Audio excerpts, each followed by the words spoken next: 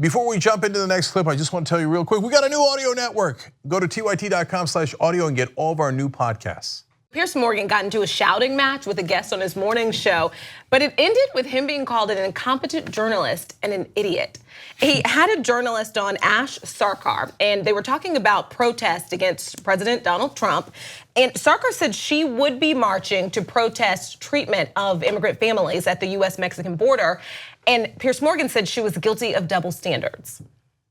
Wait. Why were there no protests ever for Saint Barack Obama? There were anti-war protests, and I was a part of them. I've also been a part of immigrants' rights movements, both in Europe and in the UK, regardless of who's. You haven't got a Scooby about Obama. You don't know any of the numbers. I didn't know one. And here's my point. Let's bring you back in on this. Oh my God.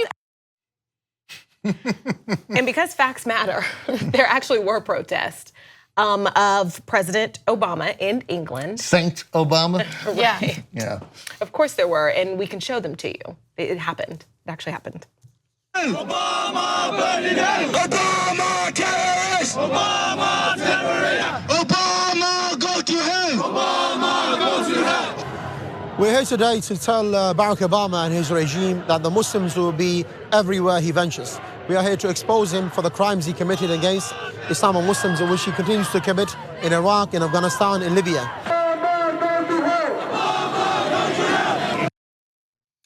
Okay, so now the tenor of the protests are different and the size of the protests are different.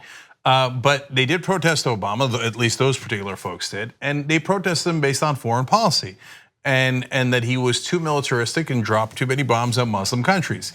And so that's an interesting criticism and one that we have done at times. I don't think I would have joined that particular protest, but it is fair to criticize his foreign policy, and they did. And it wasn't just those people.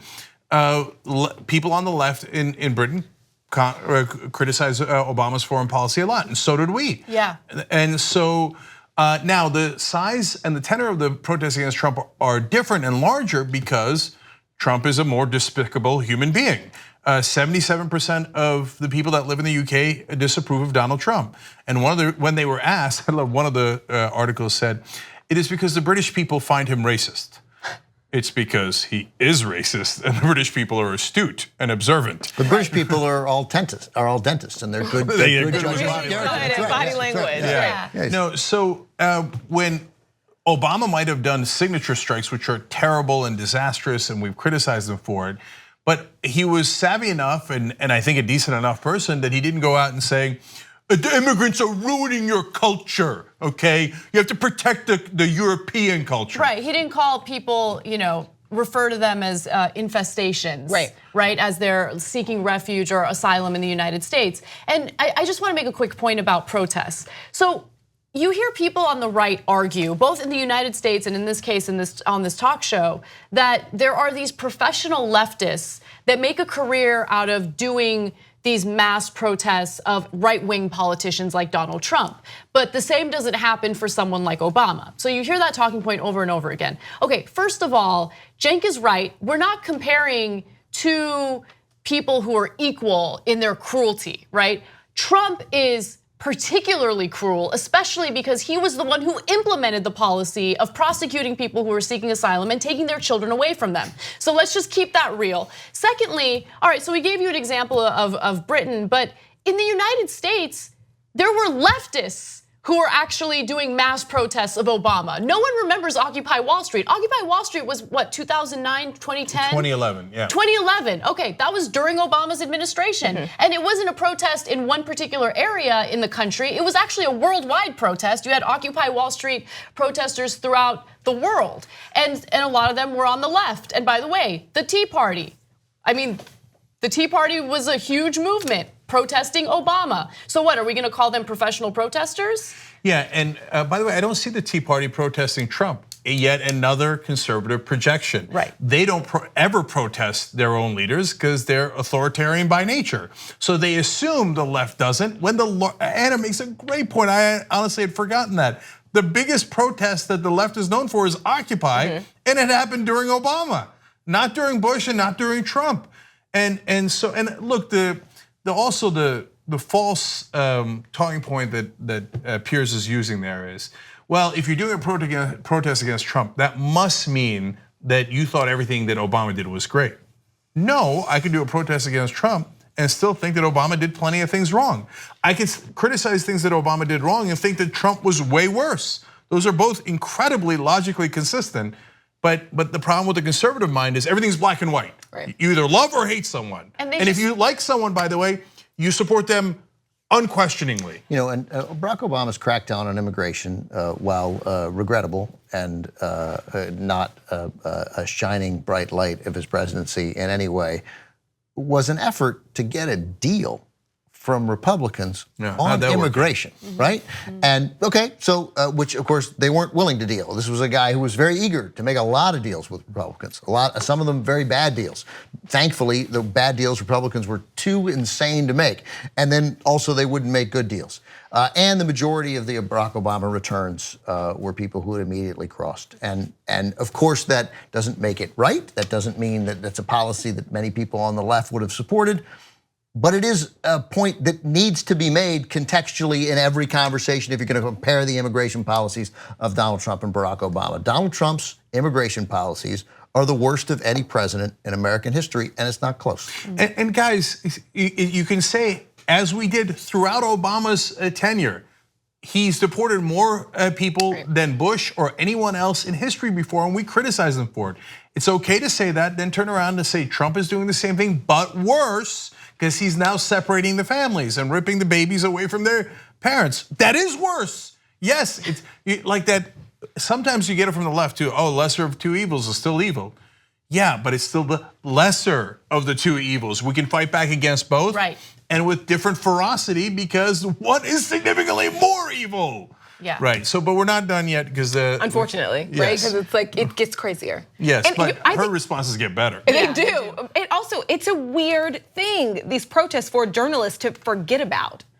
It's at the, I mean, at worst. He's not a journalist. Yeah. Right. Well, there's that. Okay. And he has no interest in hearing anything that she has to say. He won't even really let her talk, but she manages to get through. So no, she does. But ironically, with him spouting something that wasn't fact, he accused her of not being knowledgeable.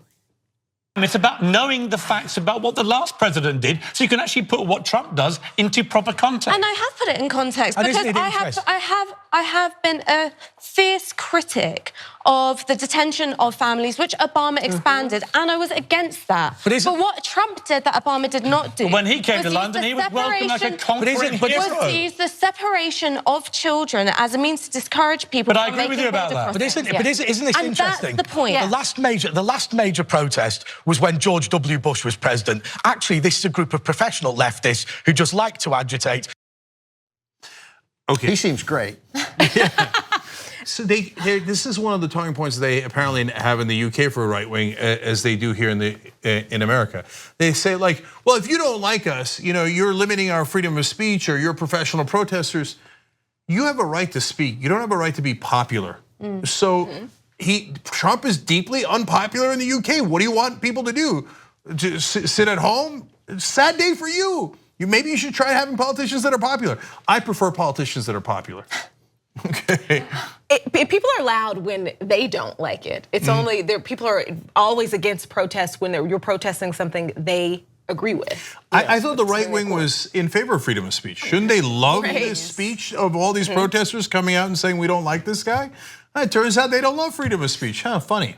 Yeah. And this went on for so long that Morgan's co-host actually had to come in and defend their guest.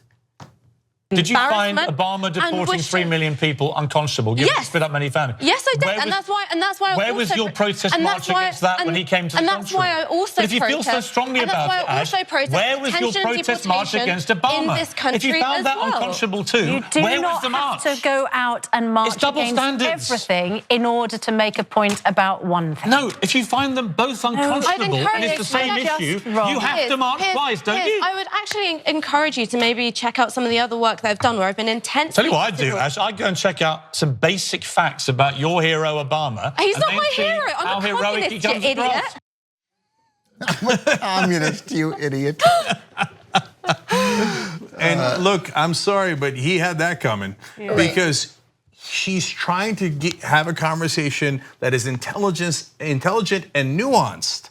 that says, look, here's what I disagree with Obama on, here's what I disagree with Trump on, and here's the difference between the two. He's like, oh, so you loved Obama. No, I just said I didn't love Obama. So you thought he was a saint.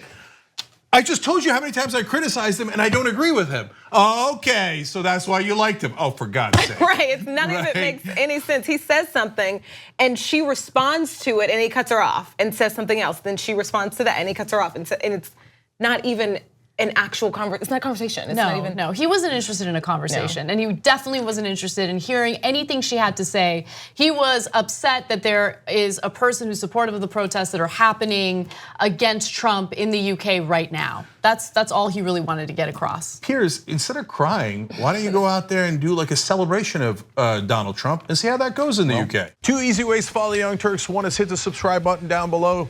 Then you're a TYT subscriber. And second is ring the bell. And when you do that on YouTube, you're notified of our videos.